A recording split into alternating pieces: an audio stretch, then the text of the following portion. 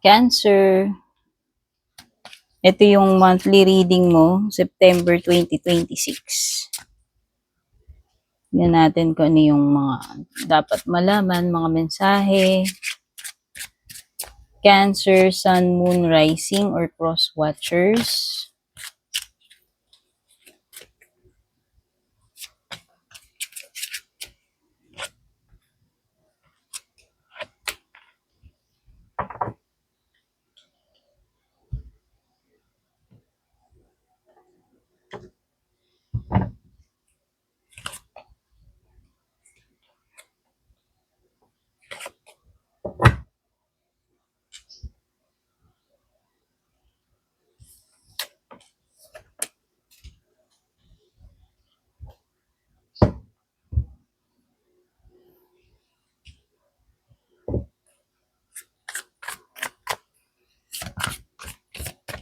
Thank you, Cancer. Kung matagal ka ng taga-subaybay, abangers sa mga readings ko. Thank you sa lahat ng nag-subscribe sa YT channel ko.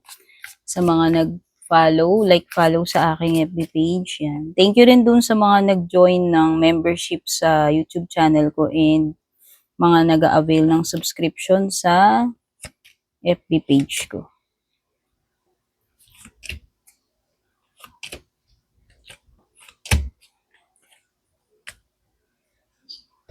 Okay, mga numbers na lumalabas dito sa cards mo. Meron kang 5, 2, 4, tapos meron ditong 12, 9,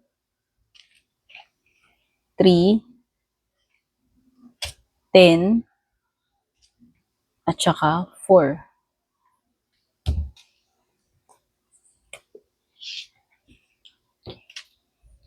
Mga signs na lumalabas, pwedeng may Pisces,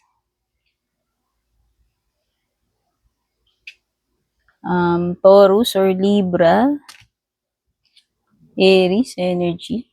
Pero kahit naman anong sign, no? So, meron ditong dalawang energies ng male and female.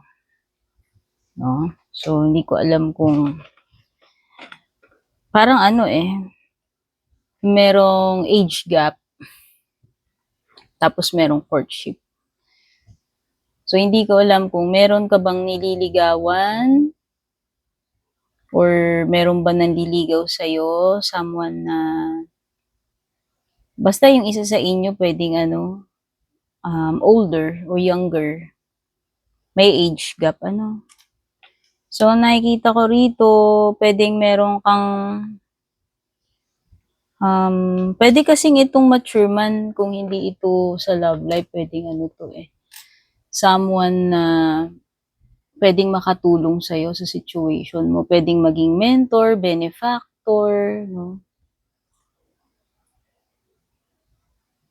Actually, si mature man, pwede rin namang relative pero pwedeng hindi. Basta someone na pwedeng makatulong sa'yo sa situation mo. So, baka may mag-offer sa'yo ng advice or assistance, support, no? Anumang help yan, financial man yan o hindi.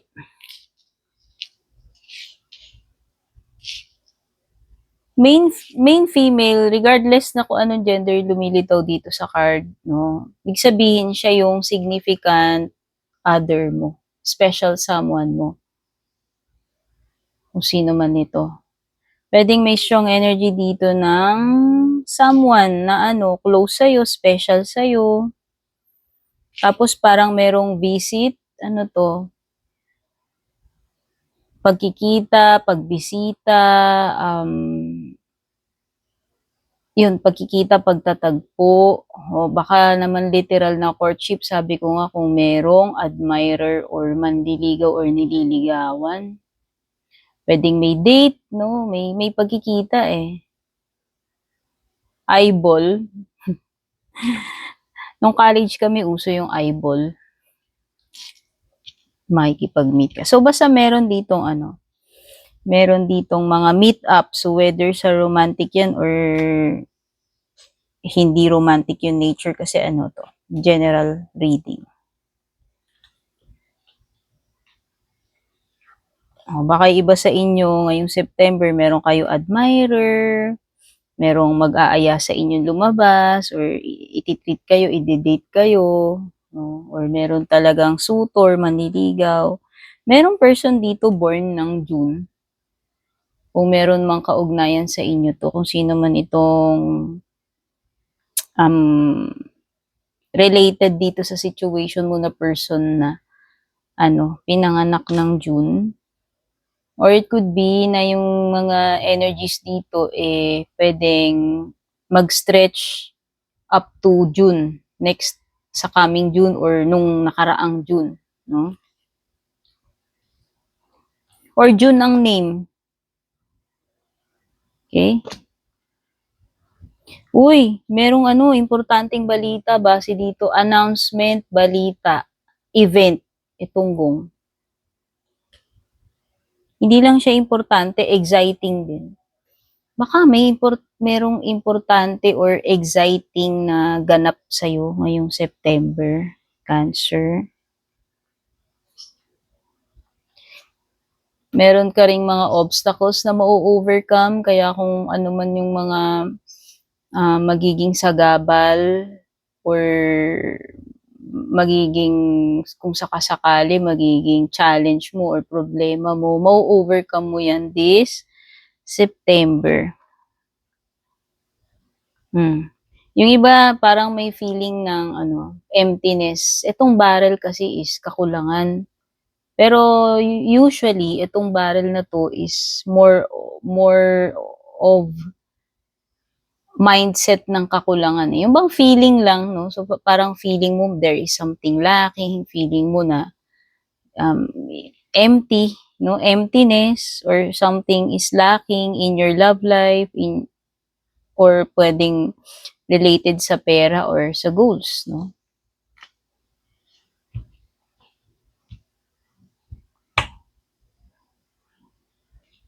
Emperor, boss energy. Ikaw ba yung boss dito?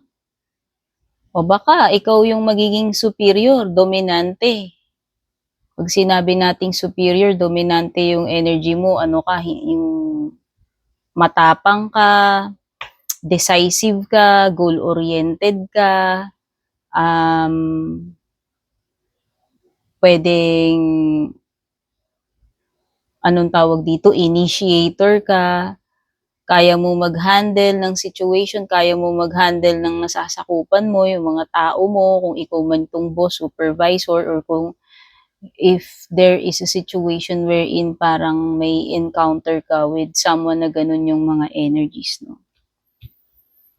So, ibig sabihin lang nito, kaya mong i-manage whatever challenge or task yung ma-encounter mo ngayong September. Kasi nga, di ba nakita ko na yun dito?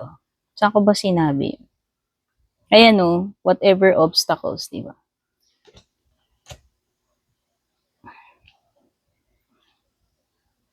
Kasi ahead ka sa game Kapag emperor ka, parang may may power ka to command, no? So ito yung commanding presence mo. This is you being your boss, 'di ba? And you can manage whatever situation yung paparating sa iyo. Success, by the way, Emperor is also about success. So, successfully overcoming problems, obstacles, or tasks, goals, yun yung sinasabi dito. May mga bagay ka na maa-accomplish ngayong September. Kaya kung tambak man yung mga trabaho mo, matatapos at matatapos mo yan. Mamamanage mo nga yan dito di ba? Tsaka parang merong something dito na gagaan ngayong September para sa'yo. Ano man itong mga obligasyon na to, trabaho, burdens, financial man yan, or whatever. nakikita ko na makukomplete mo rin yan, matatapos din yan, mag-i-end din yan, gagaan din yung load mo. Kung ano man itong mga pabigat na ito or mga responsibilities na to. Kasi by the way, ito, burdens, responsibilities, gagaan din yan.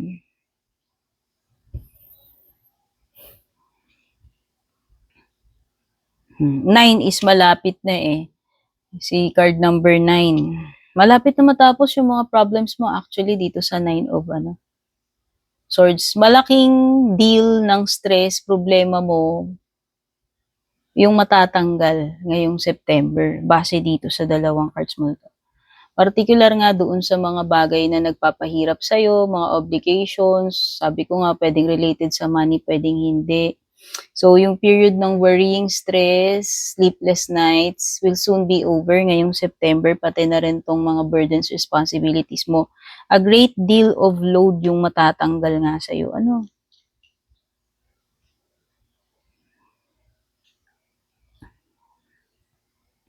Oh, mayroon ding malaking blockage na matatanggal sa'yo. Sabi ko nga, dito lumitaw na yan sa obstacle card.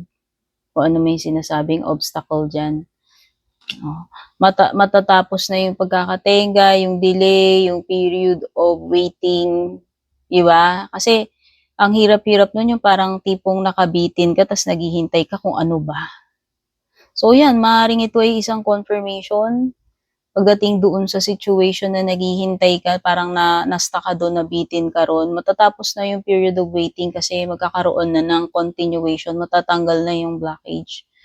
Matatapos na yung yung period ng pause or suspension.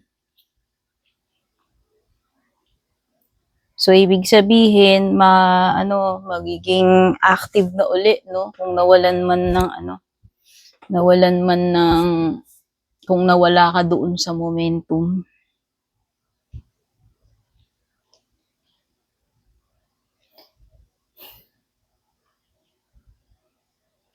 Ano to? Princess May dalawang princess cards. Ang lakas ng energy ng young, someone younger, or youthful. Pwedeng siya, yung kung sino man tong person na to, pwedeng talagang may age gap, mas bata.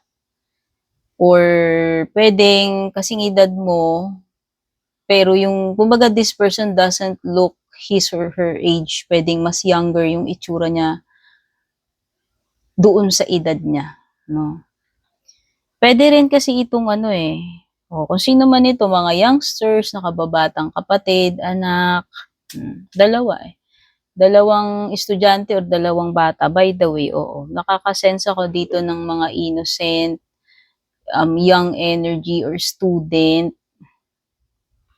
Kung teacher ka, baka estudyante mo to. Kung anak mo yan, kapatid mo na pinag-aaral mo. Kasi merong period ng studying, tapos curiosity, or baka ikaw ito, explore mo itong mga bagay na kung ano man itong interest mo, curiosity mo, curious ka about something, tas magsisimula kang mag-research or mag-aral tungkol dyan sa bagay na yan. So, merong mga bagong interest, bagong inspirasyon, bagong activities, bagong mga matutuklasan, pag-aaralan, matututunan. Merong mother and child energy. Pwedeng, mother figure, father figure. Parang family ito. May mag-asawa, nanay, dalawang bata or anak. Okay. So, something that you are expecting na sana, makukuha mo na marireceive mo this September. Baka may delay pagdating doon. Baka hindi mo pa yan ma-receive. Baka hindi pa kasi to magbunga ng maganda eh. Baliktad yung Empress, no? So, by the way, ako nga pala si Tin. Please don't forget to subscribe sa aking YouTube channel. Don't forget to follow yung FB page ko. Purple Tin, FB page, Meta Verified, may check sa dulo, nag-iisa lang yun. Kapag merong nag-reach out sa inyo para mag-add friend, mag-chat, hindi ako yun. Kaya kung gusto nyo ng private reading sa akin, kayo yung mag-PM sa akin. Yan. Thank you sa lahat ng nag-avail ng subscription sa FB page ko, mga nag-join ng membership sa YouTube channel ko. yung mga laging nag-a-avail ng private reading, nagpapadala ng star super thanks, nag-heart, nagla-like, nagko-comment, nag-share ng mga readings ko. Thank you rin dun sa mga nag-check out ng mga products na ko, sinishare ko sa inyo. Kagaya po nitong suot ko. Ito yung pinakabago na pinadala sa akin ni Kamasi. Kung gusto nyong i-check out to, ilalagay ko yung product link dyan sa screen, sa ibaba, sa caption, sa description, or sa comment section kung saan to mabibili. Hindi ako nagtitinda neto guys, isinishare ko lang yung product link sa inyo kung saan ko nadidiskubre, nabibili yung mga items na sinusuot ko. So, ang suot ko is yung buy one get 4 bracelet ni Kamasi. Ayan. Siya, evil eye siya. Ayan. Stainless steel, hypoallergenic, non-tarnish, non-fading, kahit basain mo yan. And kasama niya, hindi ko suot yung iba. Ang kasama nito as set, limang bracelet na in total yung makukuha mo. Ayan.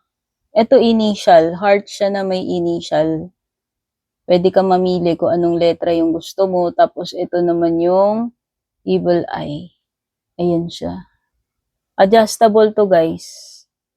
Kahit malaki yung wrist mo, yung sa akin sa pinakamasikip ko nilagay, ihuhook mo siya. Ito pa yung allowance nyo.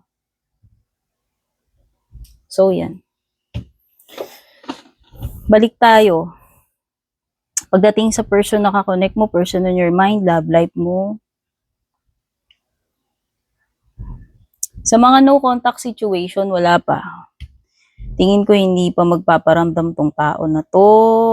Nonchalant energy pa rin eh. Nakikita ko eh. Walang paki sa'yo to. Hindi siya affected. Doon naman sa iba, pero nakikita ko parang may pag-asa pa kayong magkaayos nito. Oo. Sa tingin ko, sa ngayon, hindi pa yung magpaparamdam ngayong September. Pero baka sa mga susunod na panahon, kaya nga wala kang mahihintay dito sa September eh.